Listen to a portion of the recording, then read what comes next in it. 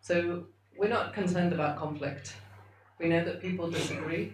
We know that people seek power, and that they will take action to do that. So conflict isn't a problem. Violence for us is a problem. And we want to live in a world where people can address conflict, can disagree peacefully. We know that elections are a moment of great contestation, a moment of great conflict, because of course people are seeking power. And this happens all over the world in whichever form you use to manage power. But they can be flashpoints for violence, and that is why we are particularly concerned and particularly grateful that all of the peace builders in this room are working together to seek to reduce that violence or hopefully prevent it. But we also believe that it is important to continue to live together, that throughout the years between elections, we can continue to live peacefully, we can continue to strive for social change, for positive social change, which will be uncomfortable for some people because it will shift power. We know we need to continue to address the issues that drive these conflicts. So we need to address the issues that prevent people from having a good livelihood, from educating their children, from marrying the people they want to marry. And this is why we completely agree with the Peace Actors Forum that peace building must continue throughout life, that it is not something that happens, it's something that must not only happen in the months before elections, because it's too late if we only start in July.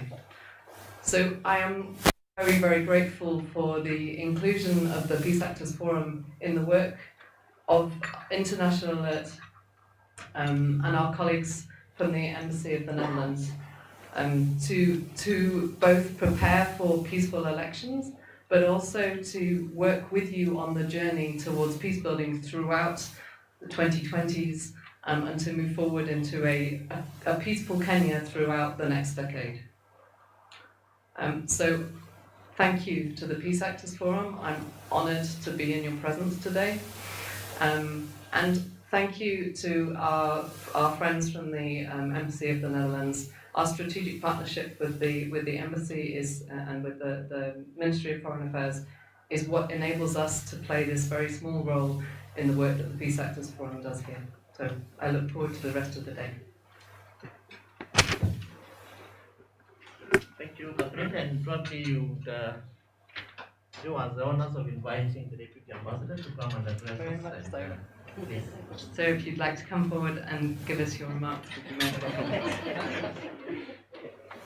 I know he is still eating, so let's spare the claps. We are going to clap when he finishes. Karibu sana. Should I sanitize it for you? Yeah, thank you.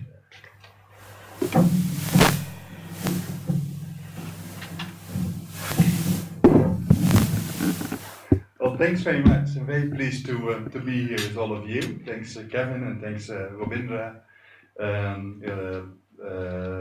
others, colleagues, partners. And I think I like to use the same words as you did, Chris, by saying all protocol observes, but you're all peace lovers. And I think that's a nice one, which I would take back home as well, because I think that's it all about in the end. Very pleased to be here, and I think on this very timely meeting you're organizing today with this launch of the report. The Netherlands, we have been and we are a strong partner of Kenya, both in economic terms as well as in political terms.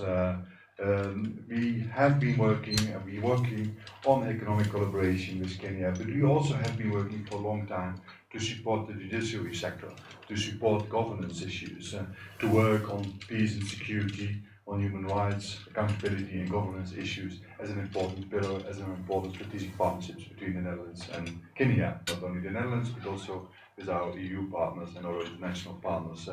This is important. For us as the Netherlands, this pillar of peace and security, human rights, accountability and governance is an important pillar of our foreign policy. And I believe that even what we see over the last weeks again, what's happening, that those pillars of peace and security are working throughout the year on strengthening this part of things, not on the conflict. It is good to have dialogue and dissent, but it is not good to have violence, and we have seen it as well internationally again. So it's important to work jointly on those points. That's also the reason why, from our headquarters, our Ministry of Foreign Affairs in The Hague, has started a strategic partnership with International Alert, not only in Kenya, but across the world, to work on those topics jointly with peace lovers, peace builders in that regard. And with that strategic support, strategic partnership we as the Netherlands have as International Alert, there was a possibility to work together here with Peace Action Forum on this project which we are launching the report today. It is about promoting conflict-sensitive implementation for the electoral process.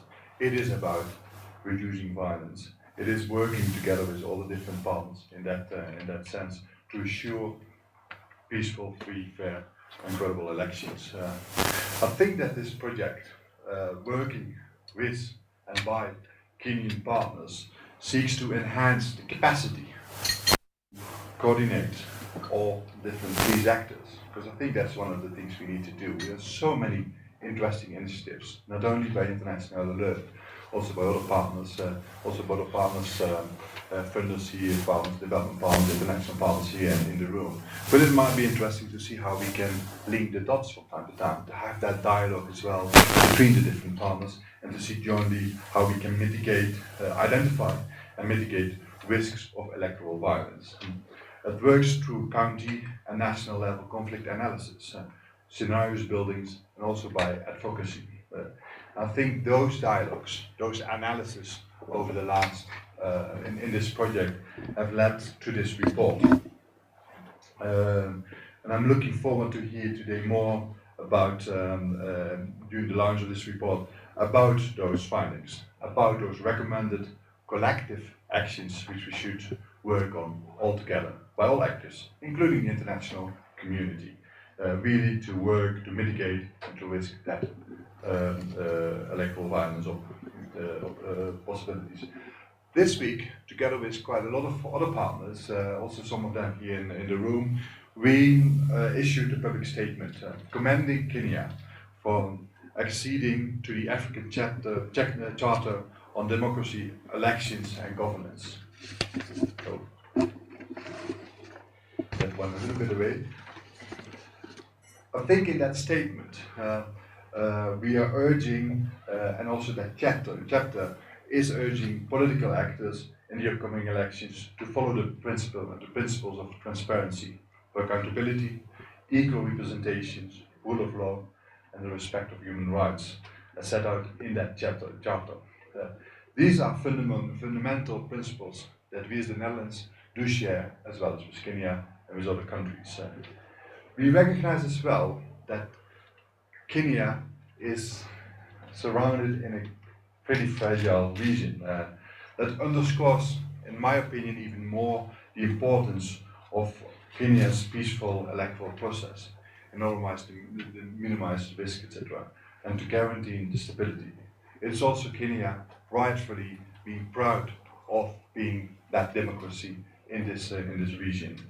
In that regard, I think we are very happy once again, to have worked together with International Alert, together with the Peace Actors Forum on this report, and to reflect jointly on what does that mean in terms of actions for us, for you, for the different partners in the country. So for today, I'm very proud that we are launching this report which is done by you, which is from you, and I'm looking forward to the discussions and the reflections for the different actions to be taken by all of you, but also by us as international community. So thanks very much, and looking forward to all the discussions today. Thank you. Thank you so much, Balozi, for those remarks and reminding us about our stature as a country, the international arena of politics. Very important for us to ponder about and to think through at such a time as this. And so, before I invite the next presenter, who is now going to take us into the details of what this report is about, largely what has partly been addressed by our speakers, I want to invite us to now clap. Because we made a promise. Okay, you did it before we issued some instructions. But but that's just fine. Thank you, Susan Owilo, for taking lead in doing that. We also have a slight change in our program because we have two of our main guests who will be leaving in a short while, and we do not want them to miss the launch of the program. So after Leah does the presentation of the report, we will have the report launched, and then we'll have the panel discussion taking place after the launch so that we're able to interact deeply with that particular report and also allow two of our main guests. One of them will speak, is supposed to be part of the panel, but he will speak ahead of the panel. So may I now ask us to give our guests 4 factorial claps. Susan, now we are going to clap. 4 factorial means that we have 4, 3, 2, 1. So we are clapping 1, 2, 3, 4. 1, 2, 3. 1, 2, then 1. Did we get it? And it's 4 because not we are doing quadra for marks, but because there are 4 guests who already spoke. Does it make sense, Ravindra? Yeah. Very good. Catherine, are we okay? Banozi, makes sense? So ladies and gentlemen, shall we now give our guests 4 factorial claps? Here we go. 1, 2, 3, go.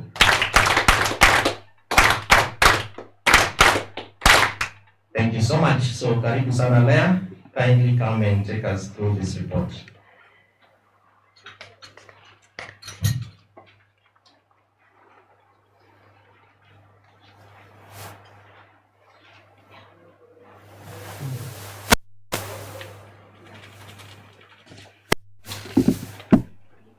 Good morning, everyone, once again.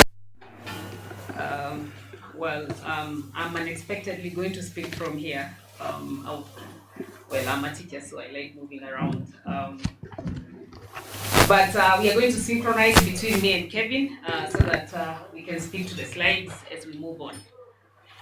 Now, I think I begin by way of a caveat that there are many great things to be said about Kenya. We all know that. But certain moments, we also have to be honest with ourselves, okay? Because it's only by being honest with ourselves as a people that we can build sustainable peace and make the country even greater. I hope I haven't borrowed that phrase from anywhere. But I'm just saying making Kenya greater, okay? So, that's my word again. So what I'm going to do here is present a summary of this report. It's a big report. It's about 47 pages. And so we can only present a snapshot of the findings of the report. First, because of the interest of time, but 2, because Daisy has promised me that everybody will walk out of this room with a copy. So please then allow me to just really be very brief in the comments and just sort of make some highlights. And I begin by saying that the report was generated through a series of dialogues and conversations that took place in over 30 counties, divided into 6 regions in this country. So we went to the lake, the Nyanza, we went to the Rift Valley, we were at the coast, we were in central Kenya, we were in northeastern Kenya, and we were in the Nairobi, the greater Nairobi region. And so out of that, we had conversations with peace actors and representatives of over 30 counties. And so a lot of what I'm presenting today is primarily the reflections from below, the voices from below, the concerns, the fears, the hopes towards this election. And therefore the question we're asking ourselves is the path towards August 2028 one of Uwiano? Clearly we are not talking here. So is it Uwiano? Is it Machafuko? Or is it Utengano? What do you think they said? What do you think is the unanimous agreement from the ground?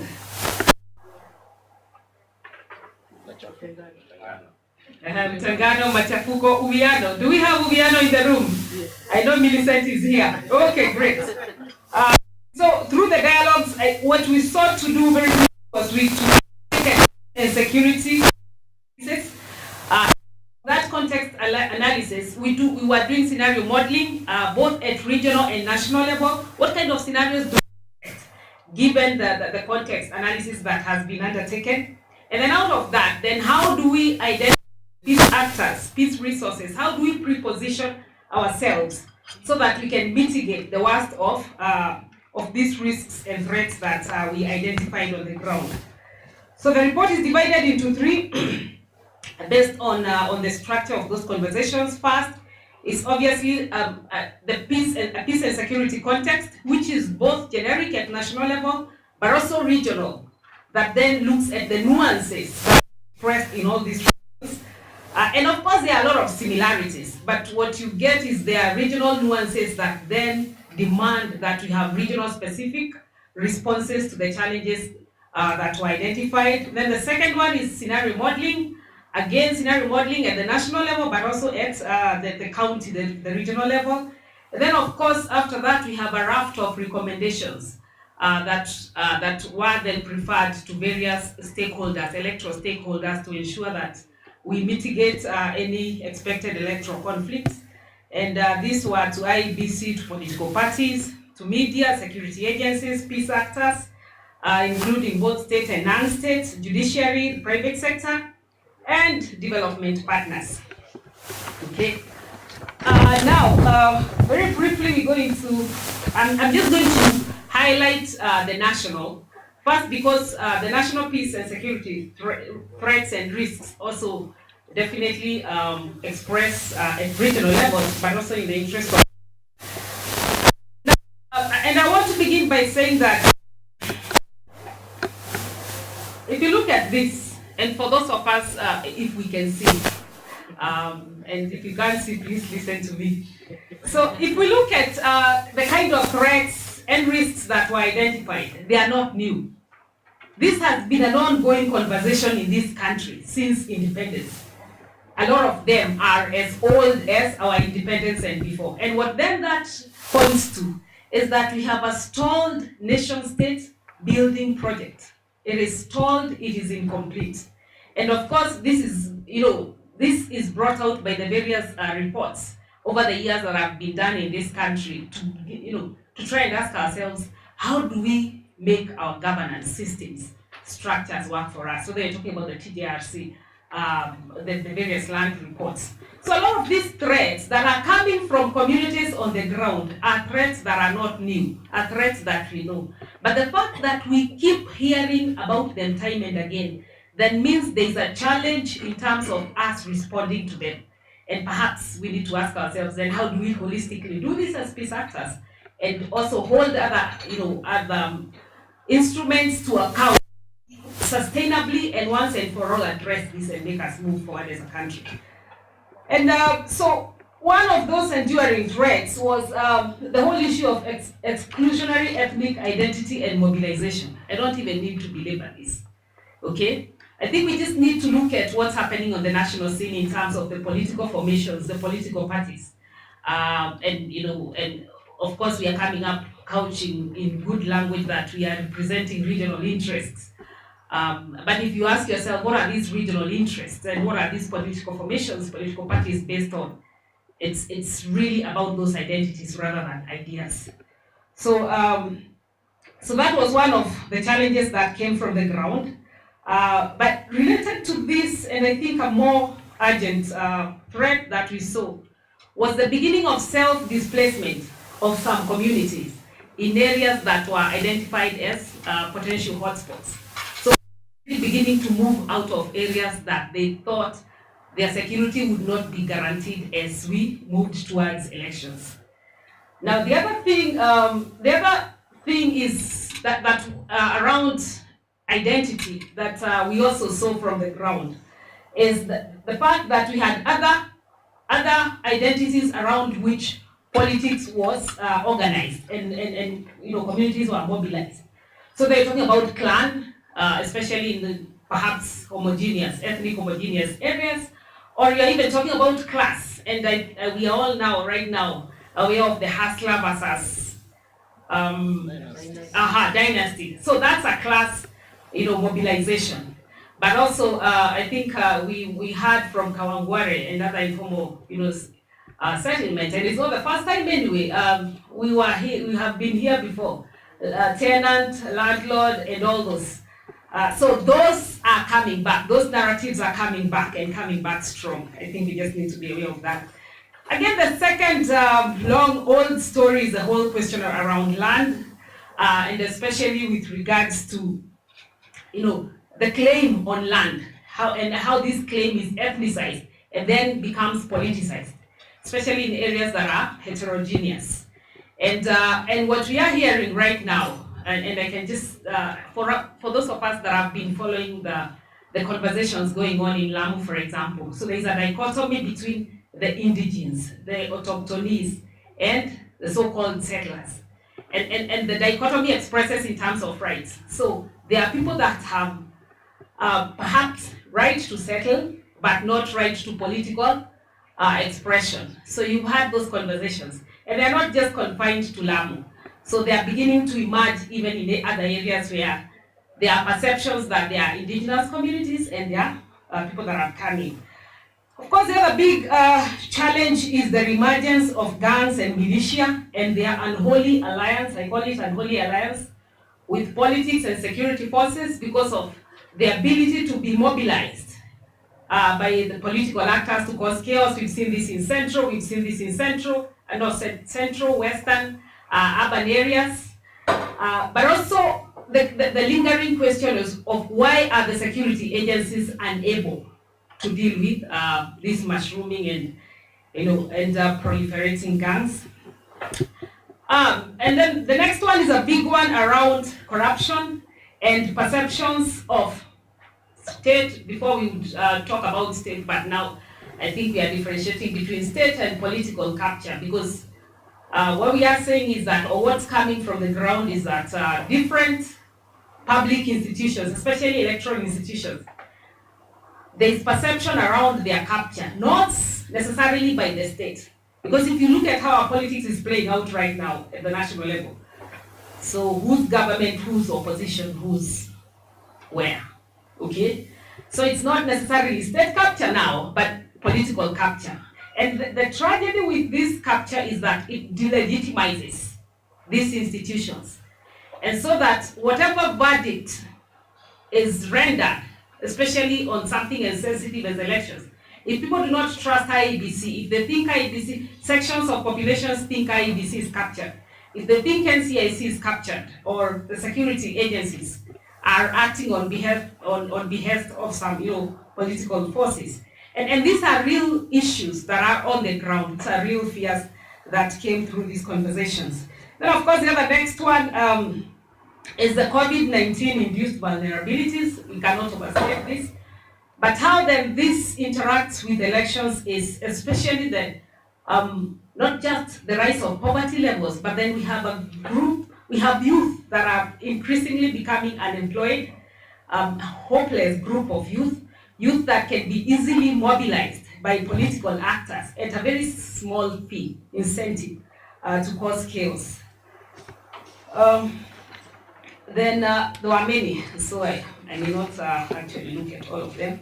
Then the other age-old one is the whole question around gender and generational inequality in Kenya's political landscape, the whole issue of women, whether it's voters or as aspirants and their security, safety, especially given the fact that we have continuously failed to enact the 2/3 gender rule. Now, the shifting political alliances at both national and subnational levels were said to heighten political tensions and rivalries by different factions. And this was interesting because in politically heterogeneous spaces where whatever political formation predominated, the problem was voices that were either perceived to be anti the mainstream or people that were actually anti-mainstream. So those voices were either silenced or were afraid of coming out, okay? That is in politically homogeneous. But in then politically heterogeneous spaces like Western, Central Kenya, then you begin to see a lot of contestations between followers of these different political formations. And now, the other risk coming through is the whole question of unresolved trauma, whether it's at community level or at individual level. And this leads to otherization, so you're looking at other communities as the cause of your trauma, your continued trauma. And so what you need is just a very small spark to ignite violence and conflict. Then, of course, that elephant out there, I think it went out of the room, but it's coming back, the outcome of the BDI. We have supposedly moved on, but I think some communities on the ground have not moved on from the BDI. We as a country, of course, we are still waiting for the final verdict. And what was coming out is that should there then be a deviation with the first two rulings, then that's going to upset the current political status quo, as it were. I think we are all aware of the ongoing cross-border county boundary conflicts, whether it's over resources, over people, and there are many. Meru, Isiolo, Tana River, Kitui, in the western parts of Kenya. So there are many. That again emerged as something that can then become a challenge during elections, media perceptions. Did somebody just cut me out when I'm talking about media? Maybe I'm not sure about that. So perceptions of media partiality, but also the bigger one, the whole what to do with the social media space. How do we engage with the uncontrollable social media space that is increasingly being used for incitement and hate speech? Now, political parties, weak and institutionalized political parties. We are looking at primaries next month. It's a big concern from people on the ground, because there's a sense that because the political parties are still pretty weak, personality dominated, that there could be chaos arising from the party primaries, and they could look illegitimate, and this then gets transferred to the main election. All these risks get pushed into the August elections. Interesting, so negotiated democracy. I think when negotiated democracy was introduced, it was seen as a panacea, or as an alternative route, really, that can answer to a lot of challenges that we face as a country. But what was coming from, especially the Northeastern Forum, more so women and people from smaller clans and communities, was that now negotiated democracy is used to marginalize them. Women are seen as then people who are not candidates for gender neutral positions. After all, you have your seat, women representative seats. So wachia hii ingine wanaume, so leave the rest for the men. And so some of the grievances coming out of the system, the abuse of the system. Now out of that, and somebody needs to tell me time. So anyway, out of that, so we came up with a number of scenarios, both at regional and national level. And I'm not too interested in the regional scenarios. I think we can read those from the reports. So there were scenarios, of course, at the national level. The first scenario is the best case scenario. That's Uzalendo. I mean, of course, given the risks and threats that I've just gone through, then this is an antithesis of those risks and threats. So in a lot of this, what was coming out is that this is the end state, desired end state, but for the 2022 elections, the ship has already sailed on this. So let's move on and find out where we can begin looking for space. Okay, the next was the worst case scenario, machafuko. And this was seen as 2007 reloaded. Okay, so machafuko was seen as 2007 reloaded. Now, again, I think I don't want to belabor this. We can read a little more about that. But perhaps to point out on the machafuko scenario is that then there is a convergence of bad and unfortunate factors at the level of peace and security because of weak institutions and the fact that we seem to be, we seem to be incapable of reining in the bad elements that that are causing conflict in this country. It's almost a runaway state. And then of course the social and economic status is the very same thing. And I think we see this expressed more in what we are most interested in. So away from the best case scenario and the worst case scenario, then there is what a lot of the actors felt that we are dealing with right now, where we are finding ourselves. So this is the most likely scenario, and it's utengano. So we are not beginning on a very hopeful note, disharmony. And this was seen as a scenario of crisis management, that where we find ourselves in 2022, the best we can hope for is to manage crisis that could lead to a contested a violent election, okay? But issues of conflict transformation will come later. The road towards Uyano will come later, post 2022. Now, in the Utengano scenario where we are managing the crisis, at the level of peace and security, I think one of the key characteristics that was identified and that was found to be enduring is the whole issue around political factionalization and shifting alliances at the national level that has ramifications at the subnational and at community level. Okay, so these constant shifting alliances are causing tensions, in some areas are causing conflict. And the alliances based on personalities as opposed to alliances based on issues. And they have then been ethnically mobilized so that it's almost like a personality cult around these people. And it's made worse by the mobilization of gangs, easily available gangs that then can be deployed for violence against opposing political thoughts and camps.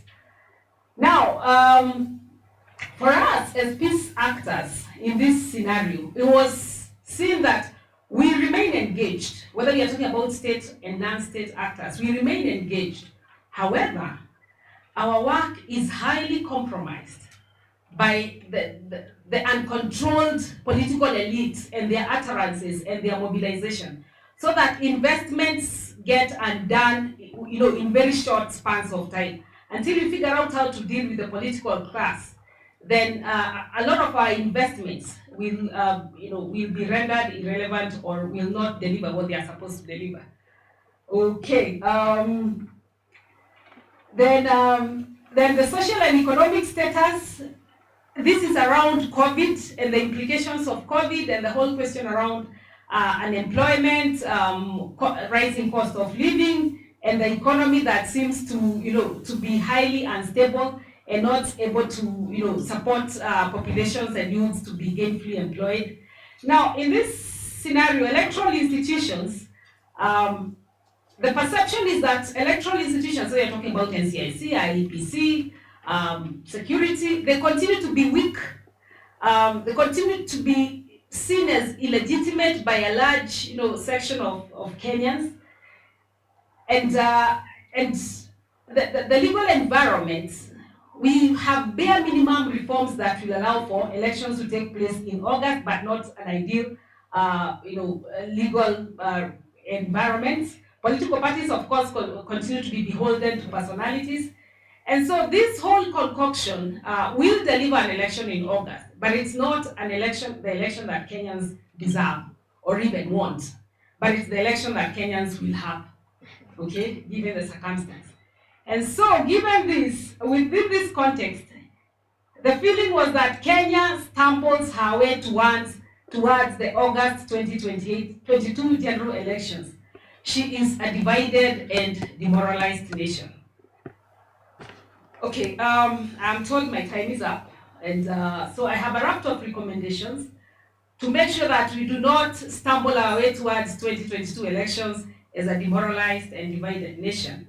So to IEBC, very, very quickly, for IEBC, I think IEBC is seen as the one, organization that is a game changer. So IEBC must inspire confidence among Kenyans, okay? That it can deliver what Kenyans expect in 2020, in August. And part of doing this, it was felt that while IEBC could be working, it's not able to carry Kenyans along. It's not able to tell Kenyans what it is doing. So we have narratives we are hearing about IEBC originating from elsewhere. So IEBC needs to take charge, it needs to communicate effectively, and carry Kenyans along. The second one is obviously strict adherence of law to electoral law, that it needs to crack the whip, but also that it must work and coordinate with other electoral institutions. Remember the multi-agency debacle, that Kenyans expect IEBC to work with other partners because they believe that IEBC alone cannot deliver. It has to deliver along with others. And the others would be the security agencies. That came out very strong. I think we've had conversations and narratives around security sector reforms that have not gone very far. Right now, it's not the point to have that. But what communities were saying is that security agencies need to prioritize quick actions that can lead to trust building between them and Kenyans, especially because security agencies have in the past been seen as a source of threat and violence in sections of this country. So they need to engage in trust building actions, including displaying professionalism, community dialogues, and strategic communications.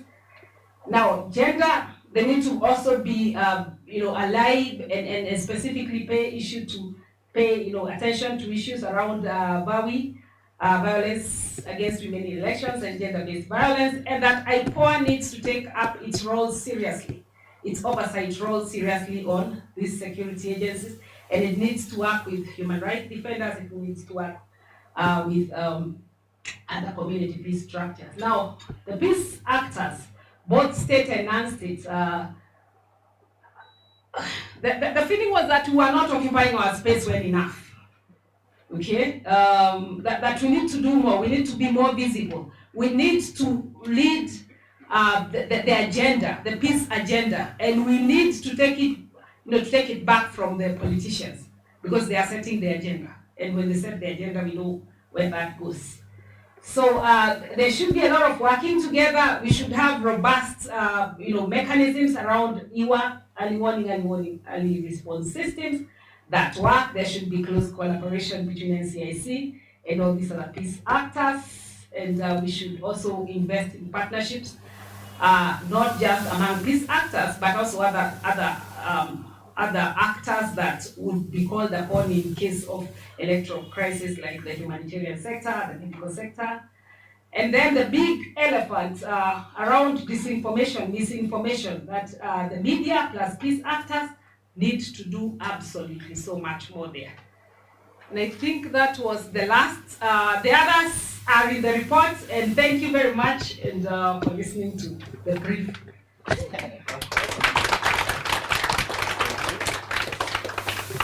Thank you so much, Leah, for that very detailed and brief presentation of the report that really captures what we expect as a country and really the recommendations in terms of what we need to do, state and non-state actors. And I believe that Leah deserves another round of applause, right? Yeah, we can do it in our own way now. Thank you. And so as we set up for the launch, so that the Deputy Ambassador does not leave us, I want to invite Dr. Mark Leroux, who is from National Police Service. He's supposed to be part of the panel, but because he has to leave for another very important national duty, we want to request him to make his remarks in 2 minutes. And then Daisy and Tabitha, please, and myself, we can be setting up for the launch, after which we'll then have the panel discussion. Karibu sir. You know, in my earlier days, I was taught that I need to salute when you're a police officer. Thank you very much.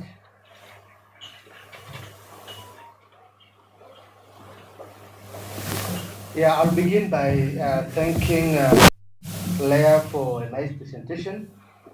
And indeed, We have also lessons to pick from the report. And as the National Police Service, we would want to assure you that we'll contribute positively to peaceful elections. And it is actually a reality that the National Police Service is prepared for the electoral process. Recently, the Inspector General of the National Police Service launched election preparedness policy, which is a guideline to the National Police Service on our role during the election process. And this guideline will contribute a lot to the aspirations, particularly recommendations presented here. And it touches on various issues, particularly on our role as police officers. And one of the key issues addressed by this guideline is the issue of collaboration with state and non-state actors. The National Police Service has presented a guideline on how we can enhance collaboration, particularly during the electoral process, and even supporting state actors, particularly those with a mandate to free, fair, and transparent elections. We are providing support to the IBC, judiciary, and key institutions like NCIC. And the National Police Service has given guidelines on our conduct, particularly to ensure that they are well facilitated to perform their respective mandates. And also collaboration with the non-state actors. We have the Wiyano fraternity, which comprises of the National Steering Committee on Peace Building and Conflict Management, and also civil society actors. And we would plug in as a National Police Service to have a common platform for information sharing and also early warning and early response mechanism. So as a National Police Service, collaboration is highly emphasized, and networking among state and non-state actors is highly emphasized.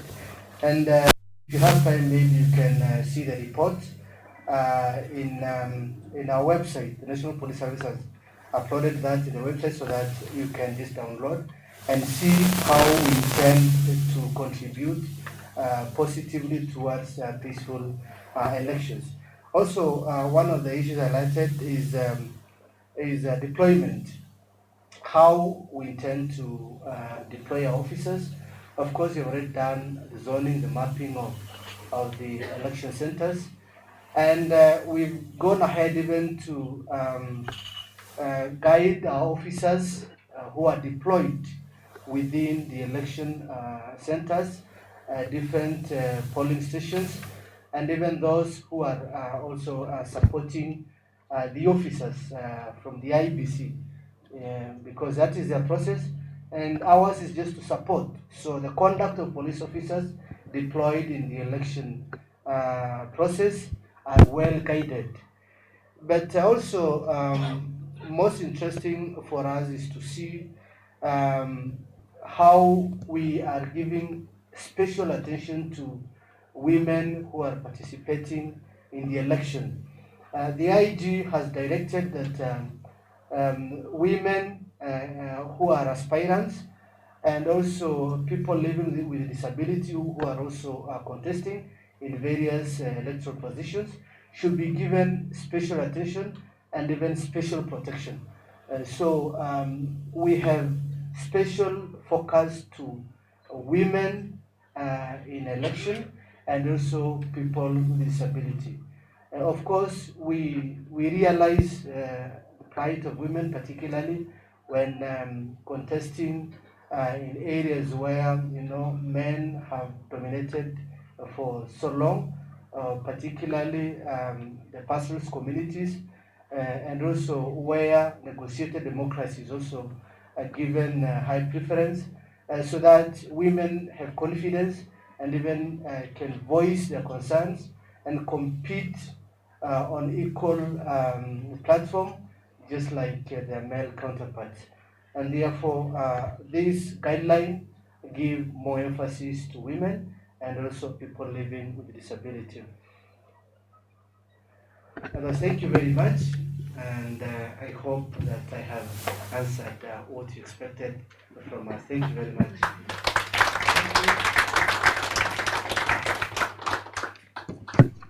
Thank you so much, Dr. for those remarks. And as you saw from the report, Kenyans are expectant of NPS to do what they're not only expected to do, but indeed the right thing before, during, and after elections. And so we'll be looking forward to your agency to secure and safeguard the election 2022 for Kenya. So ladies and gentlemen, the hour has come.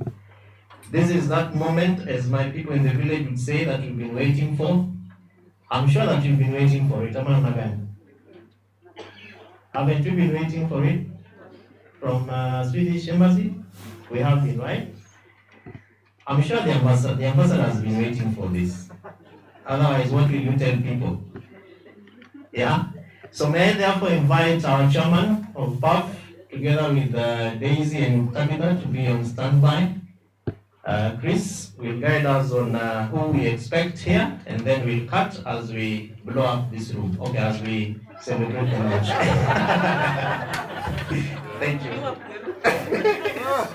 So Kevin wants to start with blowing up things as part of election violence prevention. Yeah, so I think I can see we have how many packages? 7.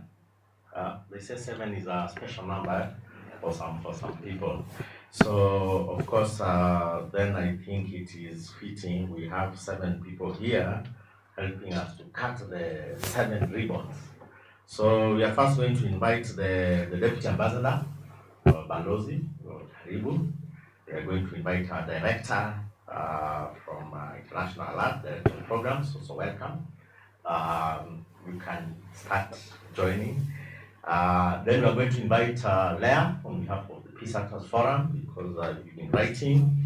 But we have other key, you've had those key agencies being mentioned. So Dr. Mark, come back before you leave.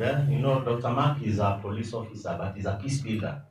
If you Google him, you will find him lecturing on peace and conflict, not guns and bullets. So welcome. And Millicent, of course, NCIC, you've been mentioned here. I've seen abbreviations here and there being mentioned. And I think NSC is also on the, where is NSC? NSC, Karibu NSC. Come and help us launch. And of course, microphones have also disappeared. Is it because I was going to call on, how do I come? Yeah, let me use, yeah. And then, Milka. of course, Milka, welcome. Yeah. So, yeah, we can rise. Did IBC finally arrive? IBC? No, IBC, not yet. So I'm going to invite Susan, UN Women, because UN Women are working also very strongly on establishing a national mediation team and a team of women, a network of women mediators. Yeah, I think. So we are going to. So who is the? They call them the matron of honor. Daisy, is that you? Can you? You're supposed to be the one popping up things, not saying things. So is everybody ready with scissors? First of all, be careful. We already know scissors can cause conflicts. And So. Chris, we allow the Deputy Ambassador to make the official launch remarks. Then you can ask for the popping up.